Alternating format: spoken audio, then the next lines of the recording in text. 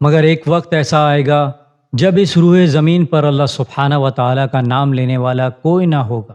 سب کافر اپنے اپنے کاموں میں مصروف ہوں گے، تو اللہ سبحانہ و تعالیٰ حضرت اسرافیل علیہ السلام کو سور پھونکنے کا حکم دے گا۔ شروع میں سور کی آواز بہت باریک ہوگی، مگر رفتہ رفتہ وہ آواز بہت ہی خوفناک اور بلند ہوتی جائے گی، جس کی ہولناکی سے تمام لوگ ہلاک ہو جائیں گے۔ پہاڑ روئی کے گالوں کی طرح ہوا میں اڑ رہے ہوں گے، سورج، چاند، ستارے، آسمان، حتیٰ کہ ہر شے جو اس کائنات میں موجود ہے فنا ہو جائے گی۔ السلام علیکم دوستو، میں ہوں شیخ کاشف، آپ دیکھ رہے ہیں ایس کے ٹی وی۔ اربوں خربوں درود و سلام ہمارے پیارے نبی حضرت محمد مصطفیٰ صلی اللہ علیہ وآلہ وسلم پر، ان کی آل پر اور ان کے اصحاب پر۔ دوستو، قیامت کی 10ویں اور آخری نشانی ایک بہت بڑی آنکھ کا نکلنا ہے۔ یہ ایسے ملک سے نکلے گی جہاں صرف ریت اور پہاڑ ہیں۔ یہ سب کیسے ممکن ہوگا؟ آج کی اس ویڈیو میں تفصیل کے ساتھ جاننے کی کوشش کریں گے۔ جن دوستوں نے ہمارے اس چینل کو اب تک سبسکرائب نہیں کیا تو پلیز سبسکرائب کر لیں، اور ہماری حوصلہ افزائی کے لیے اس ویڈیو کو لائک کریں، کمنٹس کریں اور اپنے دوستوں کے ساتھ بھی ضرور شیئر کریے گا۔ جزاک اللہ۔ دوستو، قیامت کی 10ویں اور بڑی نشانی یمن کے علاقے عدن یا حضرہ موت سے ایک آنکھ کا نکلنا ہے، جو لوگوں کو ہانکتی ہوئی ملک شام تک لے جائے گی۔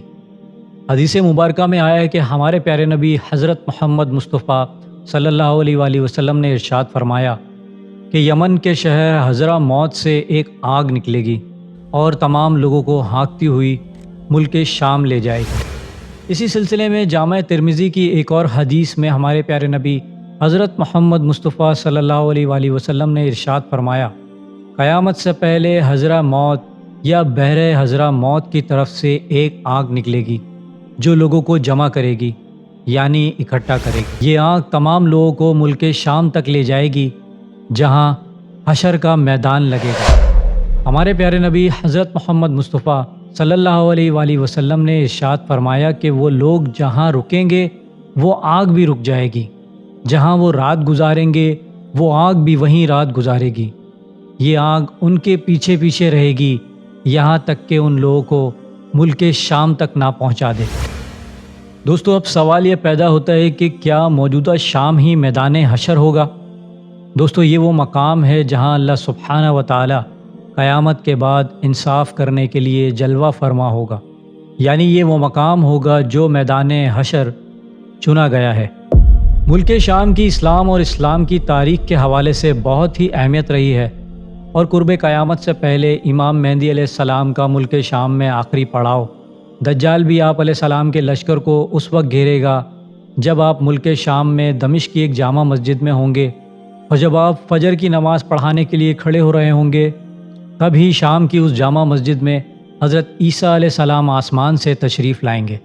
یعنی شام ہی دنیا کے اختتام کا وہ مقام ہے جہاں سے قیامت کے بعد تمام لوگوں کو ایک بار پھر جمع کیا جائے گا۔ اسی سلسلے میں ایک اور حدیث میں ہمارے پیارے نبی حضرت محمد مصطفیٰ صلی اللہ علیہ وآلہ وسلم نے ارشاد فرمایا کہ میں نے دیکھا کہ میرے تکیے کے نیچے سے کتاب کا ایک بنیادی حصہ مجھ سے واپس لیا جا رہا ہے۔ میری نظروں نے اس کا تعاقب کیا، اس جگہ سے بہت نور پھوٹ رہا تھا۔ میں نے دیکھا وہ شام میں رکھ دی گئی ہے، اور جب فتنے رونما ہوں گے تو ایمان صرف شام میں ہوگا۔ دوستو، قرب قیامت سے پہلے یمن سے جو آگ نکلے گی وہ مقام کہاں ہے؟ سعودی عرب کے جنوب میں یمن واقع ہے۔ یمن کو سرکاری طور پر ریپبلک آف یمن بھی کہتے ہیں۔ احادیث میں ذکر شدہ عدن یمن کا ایک شہر ہے۔ یمن میں 1 درجن سے زیادہ آتش فشاں پائے جاتے ہیں جو مختلف علاقوں میں واقع ہیں۔ بہت سے آتش فشاں بظاہر زمین کے اوپر نظر آتے ہیں، لیکن ان سے منسلک بہت سے آتش فشاں زمین کے نیچے بھی موجود ہوتے ہیں۔ اسی طرح کے بہت سے آتش فشاں یمن میں بھی موجود ہیں، جن میں برہد، انیش، ہرو اسود، ہرو ارد، ہرو دماس کے علاوہ بھی مزید آتش فشاں موجود ہیں۔ اگر ہم تمام تر باتوں اور احادیث کا بغور مشاہدہ کریں تو ہمیں معلوم ہوگا کہ زیر زمین یا سطح زمین کے اوپر موجود آتش فشاں میں سے کوئی ایک اللہ سبحانہ و تعالیٰ کے حکم سے متحرک ہو جائیں گے، اور اس کے ساتھ ساتھ وہ تمام آتش فشاں بھی ایکٹیو ہو جائیں گے جو اب تک سو رہے ہیں، چاہے وہ سمندر میں ہو یا زمین پر، اس طرح سمندروں پر آگ لگ جائے گی اور خشکی پر بھی ہر جگہ آگ ہی آگ ہوگی، اور یوں قیامت کی 10ویں بڑی نشانی آگ ظاہر ہو جائے گی۔ دوستو، اس کائنات کی کوئی بھی چیز بلا مقصد پیدا نہیں کی گئی۔ قدرت زیر زمین دنیا کے خاتمے کی تیاریاں مکمل کر چکی ہے، اور جس زمین کے نیچے ان گنت آگ کے کنویں موجود ہیں، اسی زمین کے اوپر انسان اپنے تکبر کی آخری حدود کو چھو رہا ہے۔ مگر ایک وقت ایسا آئے گا جب اس روئے زمین پر اللہ سبحانہ و تعالیٰ کا نام لینے والا کوئی نہ ہوگا۔ سب کافر اپنے اپنے کاموں میں مصروف ہوں گے، تو اللہ سبحانہ و تعالیٰ حضرت اسرافیل علیہ السلام کو سور پھونکنے کا حکم دے گا۔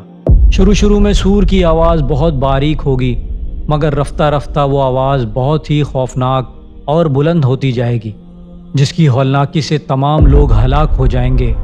پہاڑ روئی کے گالوں کی طرح ہوا میں اڑ رہے ہوں گے، سورج، چاند، ستارے، آسمان، حتیٰ کہ ہر شے جو اس کائنات میں موجود ہے فنا ہو جائے گی۔ اللہ سبحانہ و تعالیٰ سورہ تکویر میں ارشاد فرماتا ہے، جب سورج لپیٹ لیا جائے گا، اور جب تارے بے نور ہو جائیں گے، اور جب پہاڑ چلائے جائیں گے، اور جب بے آنے والی اونٹنیاں یوں ہی چھوڑ دی جائیں گی، اور جب وحشی جانور جمع کیے جائیں گے، اور جب سمندر آگ ہو جائیں گے، اور جب روحیں جسموں سے ملا دی جائیں گی، اور جب اس بچی سے جو زندہ دفنا دی گئی ہو پوچھا جائے گا کہ وہ کس گناہ کے سبب قتل کر دی گئی، اور جب اعمال کے دفتر کھولے جائیں گے، اور جب آسمان کی کھال کھینچ لی جائے گی، اور جب دوزخ کی آگ بھڑکائی جائے گی، اور جب جنت قریب لائی جائے گی، تب ہر شخص معلوم کر لے گا کہ وہ کیا لے کر آیا ہے۔ دوستو، امید کرتا ہوں میری ویڈیو سے آپ کی معلومات میں اضافہ ہوا ہوگا اور کچھ نیا جاننے کو ملا ہوگا۔ اگر میری ویڈیو آپ کو اچھی لگی ہے تو میری ویڈیو کو لائک کریں، میرے چینل کو سبسکرائب کر لیں اور بیل آئیکن پہ بھی کلک کر دیں۔ میں ملوں گا آپ کو ایک ایسی انفارمیٹیو ویڈیو کے ساتھ، تب تک کے لیے اللہ حافظ۔